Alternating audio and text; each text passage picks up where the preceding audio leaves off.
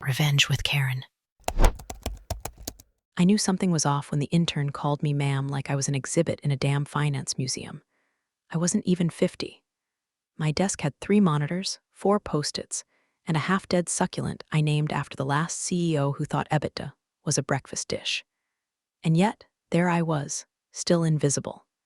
Still the woman who quietly filed the 10K tickets, triple-checked revenue recognition entries, knew how to slice deferred tax assets like a holiday ham. No one remembered my birthday, but if I missed a comma in a Schedule 13D note, it'd make headlines. Welcome to compliance, the work no one sees until you screw it up. And I didn't screw up. Ever. For 11 years, I was the spine of a publicly traded logistics firm, not the face, not the mouth, but the goddamn vertebrae that kept it upright. Other departments showed off charts and buzzwords in meetings. I buried myself in internal controls and audit trails. I had a laminated flowchart for revenue deferrals, a spreadsheet that tracked cross-subsidiary reconciliations, and a memory like a steel trap dipped in decaf. People like me don't wear statement jewelry or demand attention. We whisper to legal before quarterly reports. We remind accounting to reclassify revenue before earnings calls. Don't climb ladders, we anchor them. And for over a decade, it worked. I wasn't promoted fast, but I was never questioned. My desk was where execs stopped by after everyone left to ask, hey, can you just double-check this thing before morning? And I did, every time, quietly, perfectly. Then came Dean. Dean arrived like a shirtless calendar model, wandered into a tax seminar.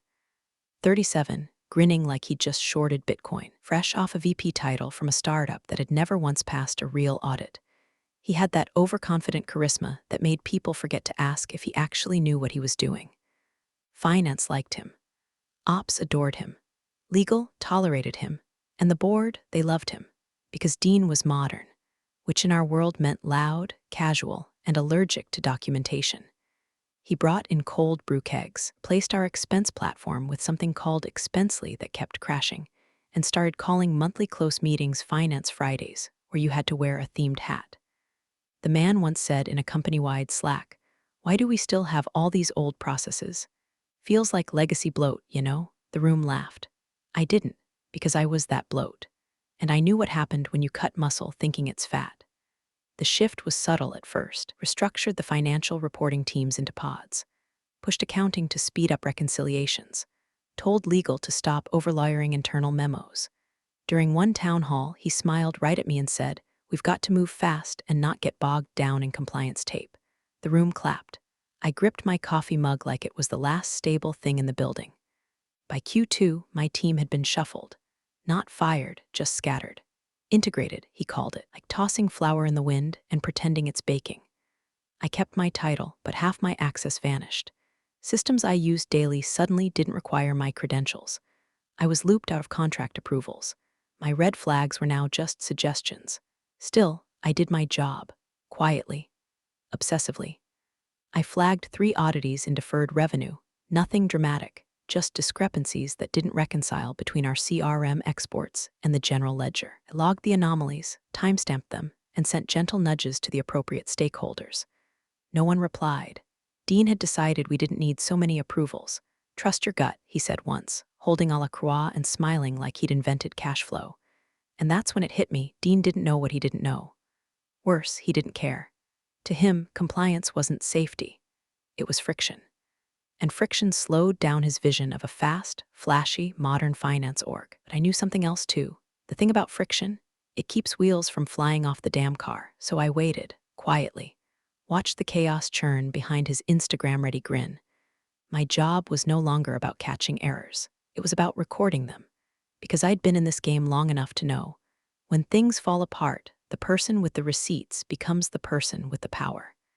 And I had plenty of receipts, because while Dean was busy streamlining away the backbone of internal controls, I was building something else entirely, an invisible paper trail, with every misstep traced back to the moment he chose optics over operations. He thought I was legacy noise, but I was the system warning light. And soon, the whole dashboard would light up red. It started with a ring light and a shriek. We were at the annual company offsite in Scottsdale, hosted at some overpriced resort where the Wi-Fi cost extra and the coffee tasted like divorce. Most folks were lounging by the pool in branded polos, pretending they weren't working while pretending even harder that they were important. I stayed in the back corner of the patio with my laptop, triple-checking deferred revenue figures for a client contract that legal kept forgetting to notarize. Glamorous, I know. Then she appeared, Dean's daughter, 21, going on insufferable. Bright blonde with lashes that could swat flies off a windshield and a voice like helium suffering a panic attack. She'd shown up to the finance retreat dressed like a fashion intern on probation, tube top, furry pink slides, and a phone tripod slung over one shoulder like a weapon. "Hey ye guys," she sing-songed, sweeping into the brunch buffet like she owned the cap table. Time for content. Dean didn't blink. "This is Ashlyn. Beamed to the room, my daughter and a rising content strategist." I blinked. So did the controller. Legal visibly braced herself like someone was about to throw an HR grenade. Ashlyn set up her ring light next to the mimosa bar, turned to the camera, and chirped, "Today I'm bringing you into the world of boomer finance, where women still think spreadsheets are sexy and no one knows what crypto means." She scanned the crowd and locked eyes with me. "Yow," she pointed, waving me over. "You've got the whole vibe. Come say something like, confused but cute. Like, what's a TikTok? That would be hilarious." I closed my laptop. "No thank you," I said evenly. "I don't perform for free." She laughed like I was joking. I wasn't. "Oh my God," she giggled to her camera. "She's in character already." Dean sauntered over, smirking like this was all harmless fun. "Come on," he nudged. "Can't you just play along a little? It's good exposure for the company." I looked him dead in the eye. "If the SEC ever audits us through TikTok, I'll consider it." That didn't land the way I'd hoped. Ashlyn made a face like I'd farted in a yoga class. Dean's smile twitched. People around us suddenly found their bagels very interesting. The moment passed, or so I thought. I left the event early, went back to my hotel room, logged into the company VPN, finished my notes on the revenue inconsistency I'd been tracking for 2 weeks. Entries from 2 subsidiaries didn't match the master ledger. I queued the flagged entries into a draft email. I didn't send it yet. I wanted to be thorough. Turns out I wouldn't get the chance. The next morning, 8:02 a.m., I opened my laptop and found a new calendar invite. Subject: Role Realignment Discussion Attendees. Dean, HRBP Emily. Location: Sunset Conference Room. Realignment is corporate for you're about to get dry cleaned out of your job and repackaged like off-brand Cheerios. I arrived to find HR smiling like someone practicing empathy they bought on Etsy. Dean didn't even look up from his phone. "We're thrilled to discuss how your talents could be better leveraged across strategic work streams," Emily said. I blinked once. "Am I being demoted?" Dean finally made eye contact. No, not demoted. Laterally expanded. You'll be more cross-functional, less siloed. You'll help enable synergy in process optimization. I'd heard better lies from my niece when she swore the dog ate her homework. My title changed to Process Liaison, Strategic Work Streams. My team was sunsetted. My system's access was being evaluated, and my inbox, it was now a digital graveyard. No reports, no threads, no P&L updates, just calendar fluff and company newsletters about mental health awareness. And Ashlyn's video? It hit 500,000 views by lunch. Caption: Boomers in finance be like, "What's a TikTok?" The comments roasted me, called me a Karen with a calculator, said I looked like I hoarded HR violations in a spreadsheet. Dean liked the video, literally. His name was there under the heart icon. I didn't cry. I didn't scream. I walked back to my room, opened my draft email titled Pending Tasks, and sent it directly to Dean. Every flagged inconsistency, every incomplete audit note, every financial breadcrumb that I'd been too cautious to escalate. Subject line: Deferred revenue, outstanding items for review attachments. 6 message: Per your transition plan, please advise. I knew he wouldn't, but that wasn't the point. The point was the timestamp. Because someday, when someone asked who had warned him, I wanted the email to answer for me. The new desk they gave me didn't even have a filing cabinet. Just a potted plant that smelled like mildew and a dry erase board with the words Process Flow TBD written in red bubble letters. I stared at it for a solid 5 minutes, wondering if the exclamation point was meant to be encouraging or just insulting. Probably both. Process Liaison, Strategic Work Streams. That was the official title, which sounded like something cooked up in a focus group full of MBA interns and edibles. I asked twice what the role entailed. Once to Dean, once to HR. Dean's answer was, "Think of it as liberation from the weeds, you're high altitude now." HR's was somehow worse, "You're a connector, a bridge, like a neuron for organizational clarity. I was a glorified paperweight, with a LinkedIn title no recruiter would ever take seriously. Stripped me of financial systems access. No more GL entries. No CRM, no reporting dashboards. The software I'd trained 5 departments on now rejected my login. The weekly compliance call I used to lead, canceled. My calendar, empty except for Dean's new efficiency syncs and a standing Friday vibe check where we were supposed to bring insights from cross-functional peers. The vibe, for the record, was rot. My old team was scattered, some absorbed into ops, a few reassigned to analytics, the rest reconsidering options. I didn't blame them. You can't rebuild trust in a system that just threw your captain off the boat mid-storm. But I didn't scream. I didn't escalate. I didn't ask to speak to anyone's manager. Instead, I sat down at my ghost desk, opened my sent folder, reread the email I'd forwarded to Dean the morning after the TikTok circus. Subject: pending tasks urgent review suggested. It was still marked unread. It listed 6 flagged anomalies, 3 in deferred revenue across Q1 and Q2, 2 involving contract obligations that weren't recognized properly, and 1 entry that appeared duplicated across subsidiaries. Nothing explosive on its own, but together, it painted a pattern.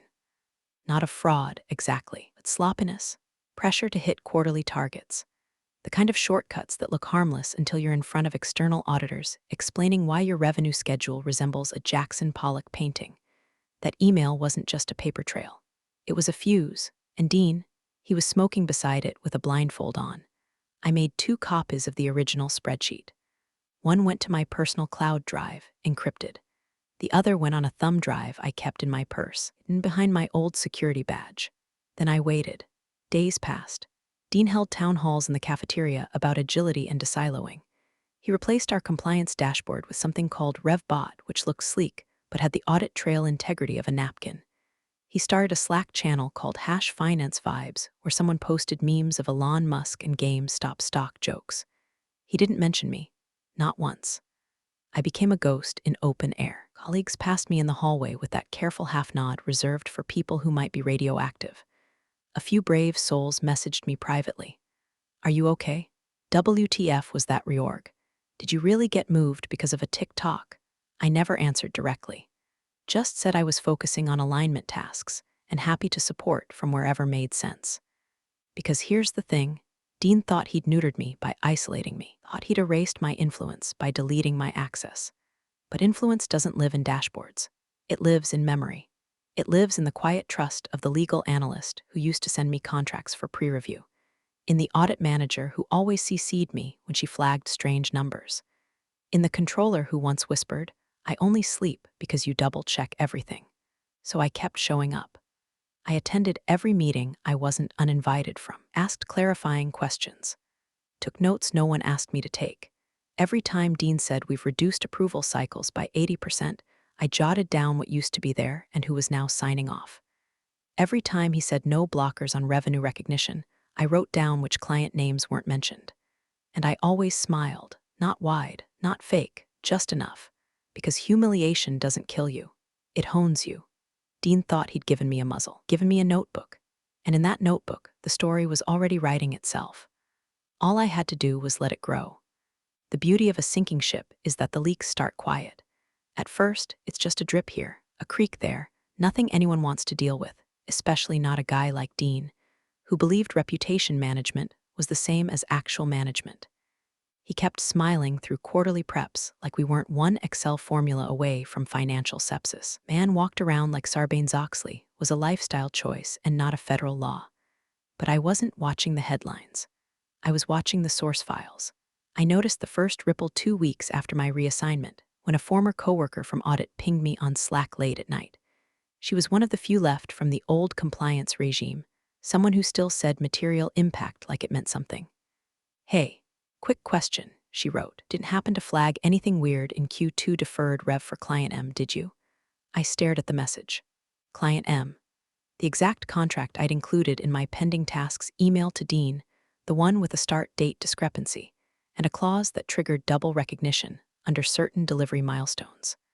A subtle landmine if left alone. I could still see the timestamped copy in my cloud folder, sitting there like a loaded pistol in a locked drawer. I flagged it before my role changed. I typed back. Entry dates didn't align across systems. Check the contract terms under Section 4B. Should have been prorated, not front-loaded. Typing indicator blinked. Then, holy SHT. That's what I thought. But RevBot says it's clean. Of course it did. RevBot was Dean's flashy, API-heavy replacement for our legacy compliance portal. It prioritized speed over cross-validation, was allergic to nuance. And nuance is where compliance lives. It didn't catch the contract clause. It didn't even look at the contract clause. Dean had instructed the tech team to build in streamlined logic for RevRec. Translation: skip anything that might delay quarterlies. I didn't reply right away. Instead, I went back into my archive drive and started assembling folders.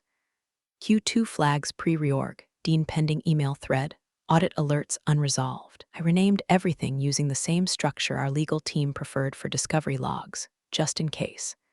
Then I exported my entire mailbox.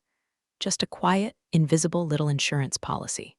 Within a week, 3 more messages trickled in. From legal: do you remember if we got a secondary sign-off on the subsidiary contract roll-ups last quarter? From ops: hey, weird Q, do you ever notice inconsistencies in platform usage reports for our vendor reconciliation? From a second friend in audit bluntly: okay. I'm just gonna ask, did you flag anything that got buried? I didn't say yes. I didn't say no. I said, what specifically are you seeing? They described things I already knew but hadn't voiced. Journal entries that looked clean but lacked internal memos. Approval chains missing signatures. String of revenue bookings that looked suspiciously accelerated for the holidays. In other words, Dean was doing what too many golden boys do when handed the keys, polishing the chrome while the engine burns oil. And the company? Still clapping, still sipping La Croix in Friday sinks, still liking his daughter's TikToks where she danced in front of the building like it was an urban backdrop. But the cracks were there. I watched as quarterly close emails started shifting in tone. Slight delay on validation. RevBot experiencing temporary sync issue. Legal reviewing contract language, minor hold. No one panicked, yet. But panic is always preceded by the illusion of control. Meanwhile, Dean strutted into meetings like a man who'd invented margin. He bragged about cutting compliance clutter and automating controls. He made a joke at all hands about how the spreadsheet police got promoted to crossing guards. People laughed. I wrote it down, because this wasn't about me anymore. It wasn't about the humiliation or the TikTok or the title they surgically replaced with a word salad. It was about the system. The rot blooming under every cheerful PowerPoint. The board might not see it. The exec team might not want to. But audit, legal, they were starting to smell smoke. And I was the one holding the matchbook. Strategic calm is a funny thing. People mistake it for detachment, passivity, but strategic calm is just controlled combustion. You don't stomp out the fire. You stack the kindling. You make sure everyone knows who had the lighter when the alarm goes off, so I kept stacking. Silently, carefully, because the leaks had started, and all I had to do was wait for the water to rise. They served champagne at the Q3 town hall. Real champagne. Not sparkling cider, not some startup brand kombucha, but the good stuff, poured into fluted glasses like we'd just been acquired by Warren Buffett himself. Everyone clapped. Finance, HR, even the one guy from IT who usually smelled like burnt popcorn and existential dread. The CFO had exceeded expectations. We had optimized workflows. We were future-facing. And at the center of it all stood Dean, mic in one hand, ego in the other, smiling like a man who believed his own PowerPoint animations, called it the new Financial Velocity Initiative. He clicked to a slide titled Legacy Controls vs. Agile Compliance, the transformation journey. On the left, a bloated flowchart with red X's through words like internal review, secondary validation, compliance hold. On the right, a clean, colorful pipeline with arrows labeled AutoSync, Quick Approve, and my personal favorite, trust-based recognition. Looked like the schematic for a toy train set designed by people who'd never seen a derailment. Let me break this down, Dean said, walking across the stage like he was hosting a TED talk he'd dreamed about since puberty. We cut review loops by 80%, realigned team functions, streamlined entries. Our close cycle is down by 3 days. That's not just compliance, that's courage. The crowd clapped again. Someone even whistled. I sat 2 rows from the back, not clapping, not blinking, just scribbling in a legal pad I'd brought from home because the company now discouraged paper waste. Slide after slide detailed how we'd shed friction from our internal financial processes, how old systems of trust were reimagined for scale. And every single one of those so-called improvements, every slash of red ink over a control mechanism, was something I had personally built, tested, documented, implemented over a decade of quiet labor. Controls to catch timing discrepancies on subscription revenue, gone.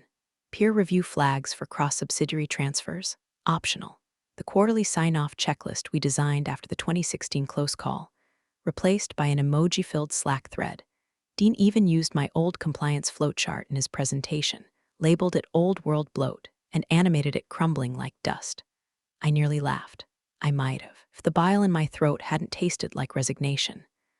After the applause died down, Dean stepped off the stage and fist-bumped the VP of Ops. I heard him say it, just barely above a whisper, but loud enough for the people behind him to catch. She just didn't get the vibe. I didn't flinch. I wrote it down. It was always vibe with Dean, that amorphous smokescreen of charm and slogans. He was allergic to specifics. Vibe was how he got away with saying nothing while looking like he'd said everything. Vibe was how he fired 2 people and called it culture curation. Vibe was why he demoted me without ever mentioning performance. The board loved it. 2 weeks later, his face appeared in the internal newsletter, holding a bottle of champagne and a printed dashboard. Caption, Dean streamlined success. They gave him a performance bonus. Stock options. A LinkedIn shout-out from the CEO. I got invited to a brainstorming session about cross-functional trust rituals. I showed up, took notes, and watched as someone suggested weekly gratitude gifts. Meanwhile, I quietly updated my private log of removed controls. 32 and counting. The simplified revenue process now bypassed 4 levels of review. Journals were auto-approved within 48 hours. Client contracts were being processed with only cursory legal input, unless someone specifically flagged a risk, which no one did anymore, because Dean said the new philosophy was assume good intent. And yet, RevBot glitches were increasing. Forecasts weren't reconciling with CRM exports. Ops kept sending oops emails about delivery mismatches. The audit team was still split over that Q2 client M entry. Behind every one of those red flags was a mechanism I had quietly removed from Dean's narrative, but preserved in my offline files. See, Dean didn't know that I'd re-architected our entire compliance schema 4 years earlier after a near miss with the SEC. He didn't know that the legacy controls he mocked were designed in response to material risk, not to slow him down. He sure as hell didn't know that the one person who could trace every missing control to a very real financial exposure was still showing up every day, smiling politely, documenting his every shortcut. He thought he was playing chess, but he never realized I'd already mapped the board, so I watched, I waited, and I kept my notes neat, time-stamped, and backed up in 3 locations, because one day the vibe would crack. And when it did, no one would remember the champagne, remember who built the safety net, and who decided they didn't need it. It started with a 2-sentence memo buried in the audit Slack channel at 7:13 p.m. on a Thursday, because nothing good ever starts during business hours. Subject: Q2/Q3 deferred revenue variance, Client G, Subsidiary 4 and 7 note, preliminary discrepancy identified. Further review recommended. No drama. No accusations. Just a breadcrumb. I knew exactly which loaf it came from. Client G was one of the contracts I'd flagged months earlier in the pending tasks email to Dean, the one with that delivery clause so slippery it could ice skate. The contract had overlapping milestone dates for services rendered across 2 of our subsidiaries. That alone wasn't the issue. It was how those dates were recorded. Subsidiary 4 listed a revenue recognition date a full month earlier than Subsidiary 7, created an illusion of earnings in Q2 that actually belonged to Q3. And in our world, that's not a rounding error. That's fraud if you're unlucky, sloppy if you're not. I stared at the memo, heart steady, fingers still. I didn't react. Just added it to my private log. Memo audit deferred Rev Client G7 to 13 p.m. Slack PDF by Friday morning. The whispering had begun. My old peer in audit, Melissa, stopped me in the stairwell. It looked like she hadn't slept. You didn't hear this from me, she muttered, but legal's asking for your old compliance checklists and externals requesting access logs. Someone opened a can. I nodded once. Didn't ask, didn't gloat. That afternoon, my inbox lit up.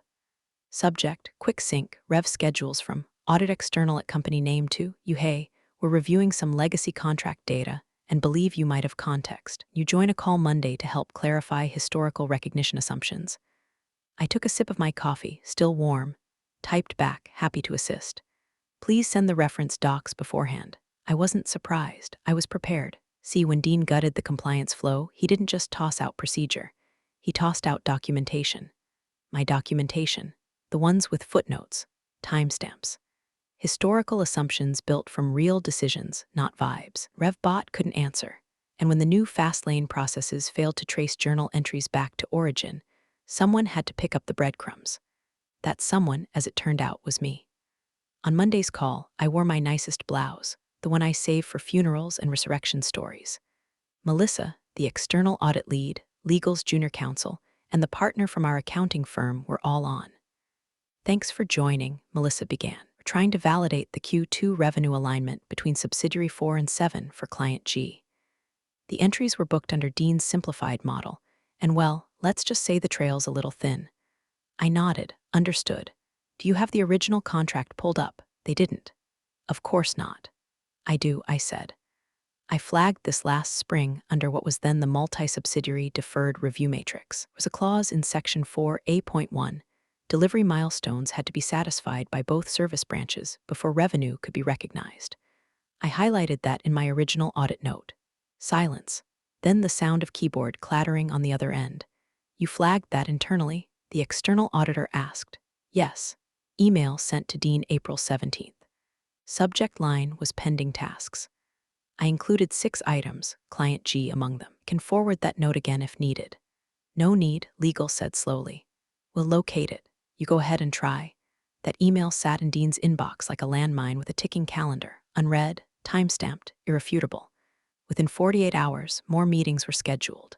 More requests came in. My access privileges were quietly restored to the legacy contract archive just for the investigation. The external auditors pulled 2 more client schedules for review. By Wednesday, legal had initiated a full retroactive reconciliation across all simplified RevBot entries.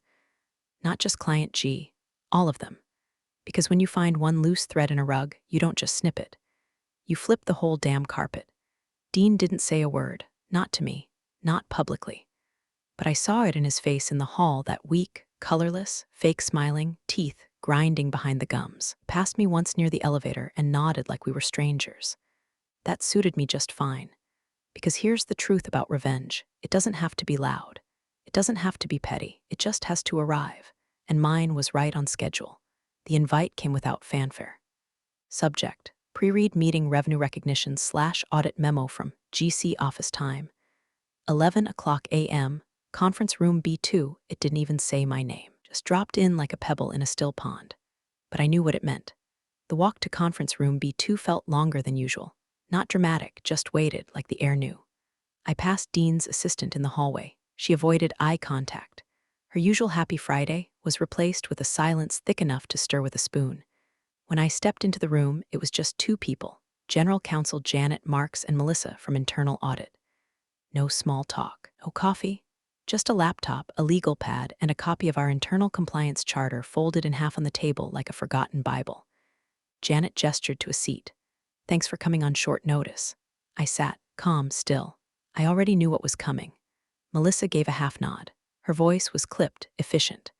We're finalizing the board pre-read for Q3. Need clarity on historical rev recognition controls, specifically pre-simplification era. We're involved in all of it.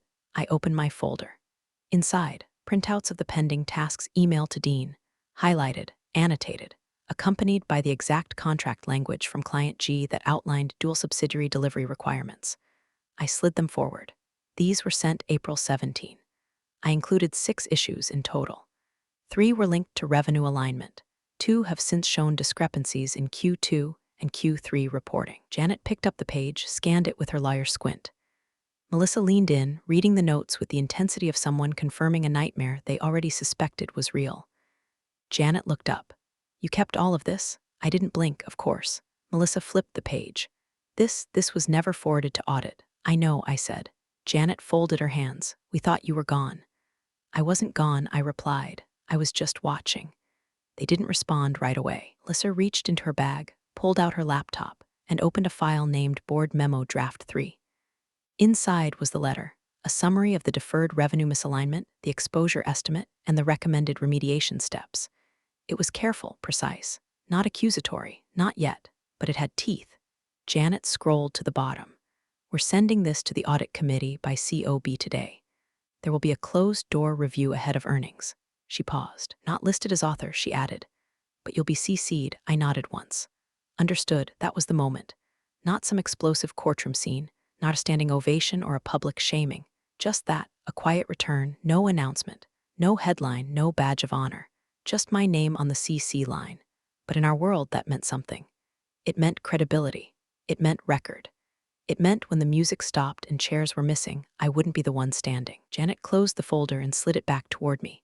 One more thing. If the board asks for context, verbal, off the record, are you willing? I stared at her. Yes, but I won't speculate. She smiled tightly. Of course not, you never did. I stood up to leave. Paused at the door. There's more coming, I said. What we've seen, that's not the extent of it. If RevBot bypassed these controls for one contract, it bypassed them for others. You'll find more. Melissa nodded, ready typing. And with that, I walked out, not triumphant, not smug, just ready, because it wasn't about vindication anymore. It was about repair. And this time, I wasn't watching from the sidelines. I was back at the table, and my receipts were louder than applause. The boardroom was ice cold, the kind of cold they dial up for intimidation or lawsuits. Same HVAC setting, different flavor of dread. 12 leather chairs around a walnut table, polished to a mirror. The platter of untouched muffins in the center. No one eats muffins during bloodlettings. Dean sat at the head of the table, grinning like he was about to pitch a sitcom. New haircut, new tie, same laminated confidence. He opened with a joke, some quip about navigating turbulence with tailwinds of innovation, which made exactly 0 sense unless you're the kind of person who thinks metaphors are management. The CEO chuckled.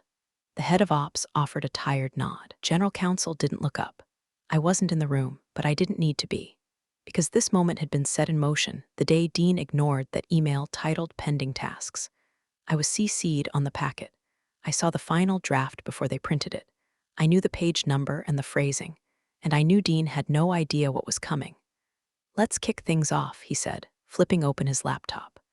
Our Q3 numbers are strong, close cycles are down. RevBot continues to deliver frictionless execution.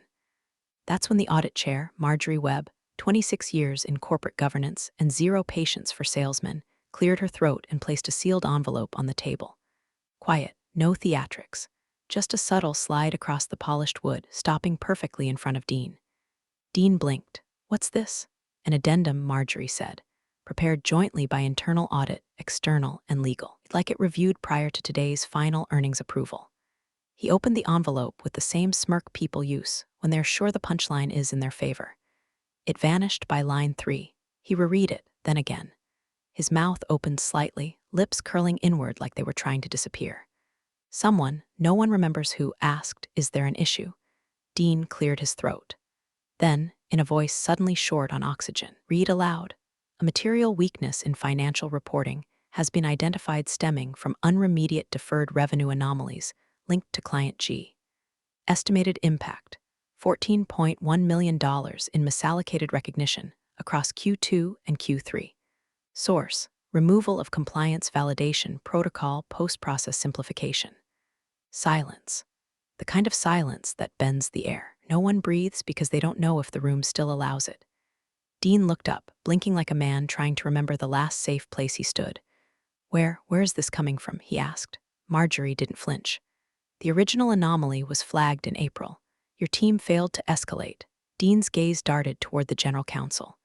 Janet spoke calmly. The task was assigned. It was not addressed. Dean fumbled. But who assigned it? Janet tapped a page in the memo. Referenced in documentation from our process liaison, strategic work streams. Email, April 17. Confirmed receipt on your server. You never responded. Ops looked at legal. Legal looked at audit. No one looked at Dean. He slumped slightly. Not a collapse, but a deflation. Like a balloon trying to bluff its way through a needle. Why wasn't I told earlier? He asked. You were, Marjorie said, closing her folder. Just didn't read it. And then the room fell quiet again. Not out of fear, out of certainty. The kind that comes when everyone realizes the show's over and the cast list is being reviewed for terminations. Dean's fingers hovered over his laptop, but he didn't type. No one moved. 4 chairs down, someone finally asked, "What's the exposure risk?" Janet answered without looking up. "Depends. If it stops at client G, we restate guidance. If it extends across other contracts, we report to the SEC." Dean opened his mouth. Nothing came out. And somewhere, not in that room, I opened the board packet again. CC, my name subject. Q3 Financial Compliance Addendum for review. The only note I added: let me know where to forward my old keycard, because this wasn't just a reckoning. It was the receipt. And Dean, he was already choking on the fine print, was responsible for reconciling this. The question cut through the tension like a wire through wet paper. No inflection, no accusation, just a quiet landmine dropped by a board member with silver hair and the kind of calm that only comes from watching other men implode under fluorescent lights. Dean blinked, once, twice, a little too fast. His knuckles whitened around the edge of the board packet like he was trying to keep reality from slipping out of his grasp. Janet, our general counsel, didn't flinch.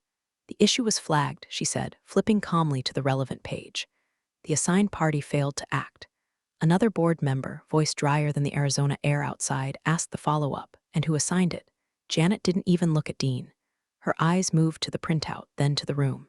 "She did," she said, tapping the sender field on the April 17th email. Subject line: pending tasks urgent review suggested. He didn't say my name. She didn't have to. It was printed right there above the timestamp, above the list of 6 unresolved compliance concerns, number 3 being the now infamous $14 million deferred revenue anomaly. Dean's face collapsed inward, not like a crash, like slow, rolling erosion. His mouth opened to respond, but closed again, halfway through a breath that never reached his lungs. I didn't," he began, voice cracking. Didn't realize it was material. It looked like a placeholder, not an official alert." Janet didn't blink. "It was formatted according to internal escalation protocol, with supporting documents." "I never got a follow-up," Dean said, more to himself than anyone else now. She never looped back." Janet's tone didn't shift. "She wasn't required to. You were the acting CFO, that was it. The final pin." The silence that followed wasn't dramatic. It was surgical, clean, cold. The kind of silence that follows a decision already made in 3 minds before the 4th finished blinking. Dean didn't argue, not really. He just sat there, lips parted, eyes darting to corners of the room that offered no exits. He looked at the letter again, still trembling. And the rest of the board, they'd already moved on. Down the hall, in a smaller conference room, I sat across from Marjorie and Janet as they laid out the transition. "Like you back," Marjorie said. "Not in the old role, something more embedded. You'd report directly to audit. No detours." Janet slid the offer across the table. "Salary bump, reinstated title, updated, of course. Authority outlined in black and white, unambiguous. My signature wasn't even required that day. They already knew my answer." I took a breath, steady, even, then I smiled. "Please forward my previous desk's location," I said, standing. I left a few receipts there. Neither of them laughed. They didn't need to.